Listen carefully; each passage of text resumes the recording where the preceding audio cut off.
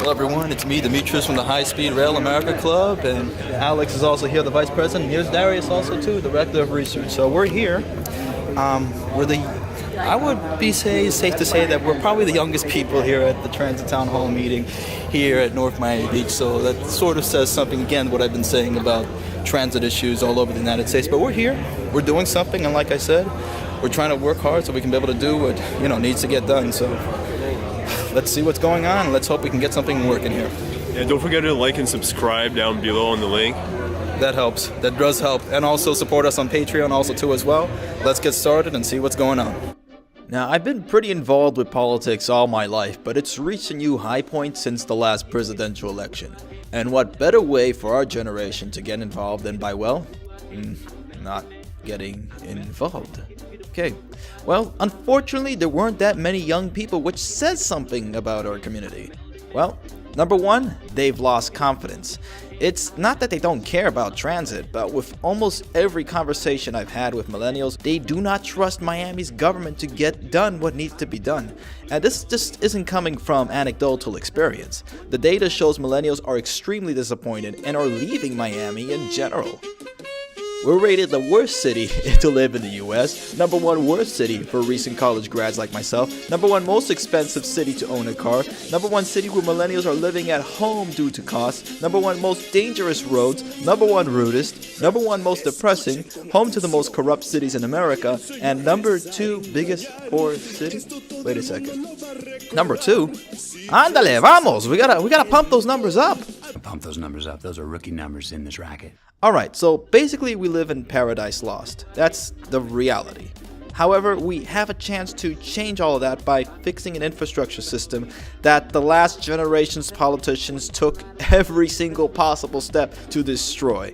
As we explained in our last video how deep the corruption went, what led to the death of America's transit and passenger railroad system.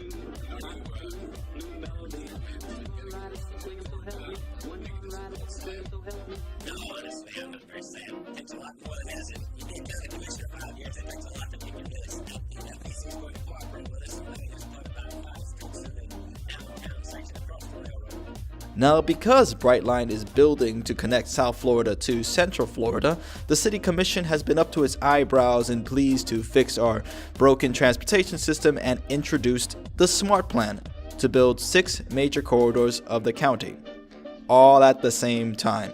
I don't want to be a participant. I've said this over and over. I do not want to be a participant of passing on these issues to our children and our grandchildren. They are measuring us by this kind of stuff. And for us to just sit there and do more study and talk about these things, I fear we're not going to get anything accomplished. Now, the SMART Plan in fixing these 6 major corridors all at the same time is both a good and a bad thing. Good because, well, we're maybe finally going to do something, and bad because the county can barely handle doing just one thing right. Take the recent Miami Intermodal Center, which I've criticized extensively for being an empty steel big top tent. The project went over budget, spent over $500 million just to connect approximately 2 miles of the Metro Rail. It has none of the transit-oriented development that was promised, unless you call the 2 vending machines some development. Well, I mean, there you go, some snacks. And the big kicker, the platforms were made too small for the original intention of hosting Amtrak trains at the station. So, for years, the ticket area for Amtrak has been absolutely empty. Empty! Then there was the air traffic control tower years and years ago. Of course, air traffic controllers need to see out to see the planes, So, what did the county do? Well, they built one where the air traffic controllers could not see out. I kid you not. They built another tower on top of it. There's the ghost train station at the Clark Center, which has been sitting for decades and decades, undeveloped, for a beach corridor that may or may not see the light. And by the way, this is right outside where the commissioners sit every single day to debate and discuss issues. Right there. It goes to show you something. And I can go on and on and on. So, yes, as a taxpayer, born and raised as a Miami native, which, isn't really far and few in between, and as the next generation, I'm concerned, especially after seeing what previous commissioners have done.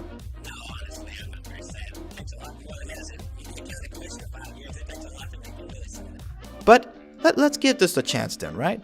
Okay, so we enter in. There's a lot of pretty concept drawings, some stats, and the popular NMB bus trolley line that has been doing quite well, surprisingly, and information greeting us at the front.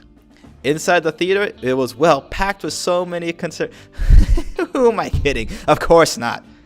Including in the attendance was Commissioner Esteban Bovo, the chair of the county commission, Commissioner Sally Heyman of my district, George Vallejo, the mayor of North Miami Beach in my city, and Alice Bravo, the director of transportation and public works in the city. By the way, out of all the commissioners and Bravo we invited to our last Maglev forum, yeah, you kind of know how that turned out. We invited all of them.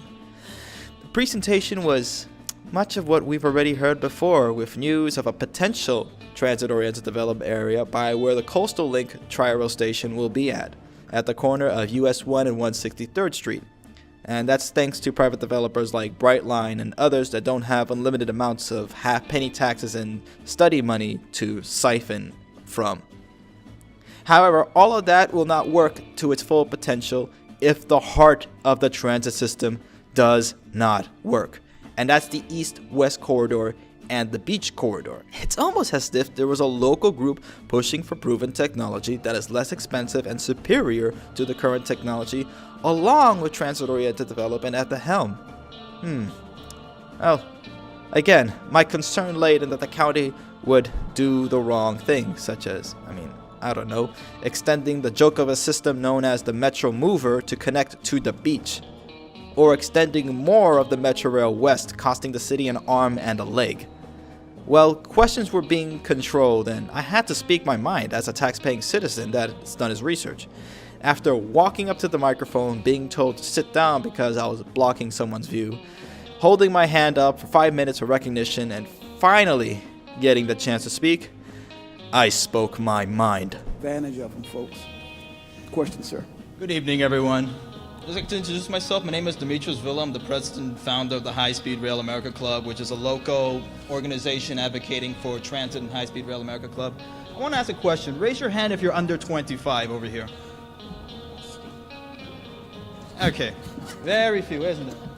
Okay. But this is just to show about the millennial generation over here and Generation X and everything, which is going to be the future of the city and the future of America, basically. We're leaving the city, which is what Consumer Affairs has been, planned also to as well. They studied it, and they said millennials are leaving the city. And why is that reason?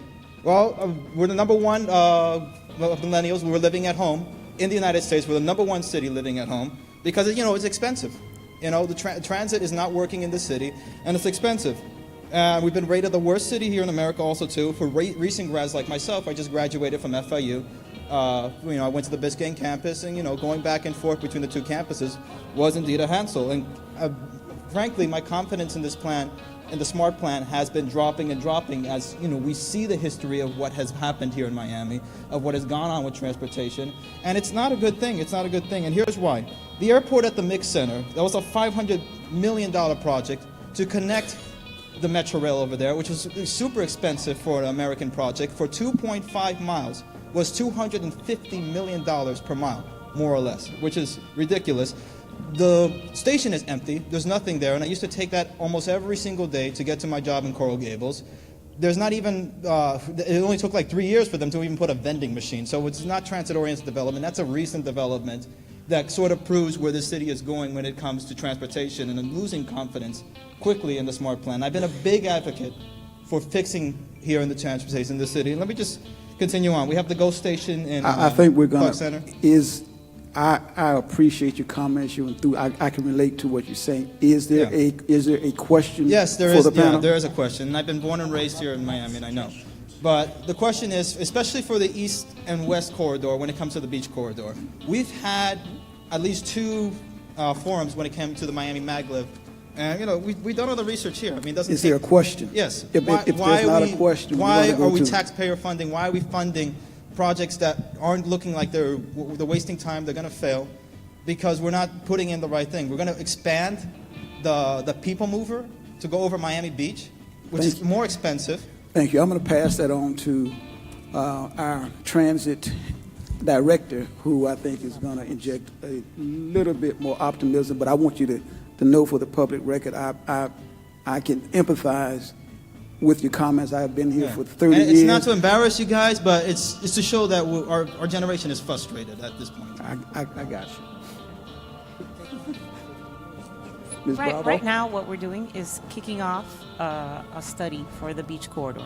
Why do we have to do a study? Because we have to comply with federal environmental laws and state environmental laws if we want to receive federal and state funding to help us build these projects.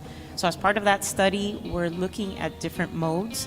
And the reason you do that is so that you can find the most cost-effective one that generates the most ridership. All right, I understand. I've worked with lobbyists, so I know all about those studies. So, well, yes, they're Yeah. federal All state right. requirement. Okay, is that the end of the answer, Alice? Great. If So, that's it. That's it. We're going to move But to no, the with all- next. with all Sir, due respect, yes, no. with all due respect to the public and the agenda, I've been more than liberal in giving you more than I know, but we've 2 invited minutes. commissioners to these forums. The only one that has come of all of the commissioners and Sir, all the things was Francis Suarez. I'm going to and he ask you to came back take a seat. complained. Okay? I'm going to ask you to So- take a seat. All right. Thank you very much. After that, it seems to have sparked something, because after that, chaos began to come down into the not so full auditorium. When I got the figure of 25,000 a day, what is that based on? And have we done data studies of who will ride it? I work at the Arch Center. Who is that for, I mean, Mayor? I don't, Is it- for is it- yeah, anybody who is- has the answers. Okay, this is very thorny. And it's particularly thorny in South Florida. It's even worse than the Health Trust. Okay, transportation is a nightmare. Now people want to set up meetings with us. The commissioners want to speak about our concerns for transit, the maglev, and the city's infrastructure. And honestly, look, I'm hoping for the best, because the current direction that we've been going through for so long is only going to lead to the same old, time and time again. We need to change this. We need something to get done. Here's my call to action. I encourage all of you watching this channel, if there is a transit meeting in your area, commission chamber, state legislator, etc., make yourselves known and let your concerns be heard as for what we have been doing. Anyone of any generation watching this channel, I don't care, anybody that is concerned about the future and America's infrastructure system in this new era of political involvement, you need to get up there and let the facts be known, and tell politicians that we cannot continue having failed projects, more road spending, less transit spending, and instead putting it into failed transit projects that, instead of working transit projects, to again anchor generations again and again in this country. We need to stand up, we need to say something, and we need to build it. Also, be sure to subscribe to the High Speed Rail America Club to continue getting more updates from our channel. Join the conversation on our Facebook group, and pledge to our Patreon, which really does help us out. Please continue the pledge so we can be able to do more videos, bring you more content, and be able to do new and cooler videos as well. We hope to see you all next time.